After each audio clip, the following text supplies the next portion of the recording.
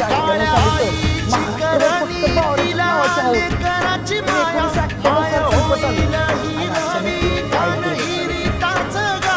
हे साल जसं बावऱ्याच्या शर्यतीसाठी फेमस झालं तसंच त्याच्यावर प्रेम करणाऱ्या सर्व माणसांसाठी दुर्दैवी खेडेगावसाठी कोल्हापूर गावचं मैदान हे बावऱ्यासाठी शेवटचं मैदान ठरलं. त्या मैदानात 13 गाडी बसली बावऱ्याला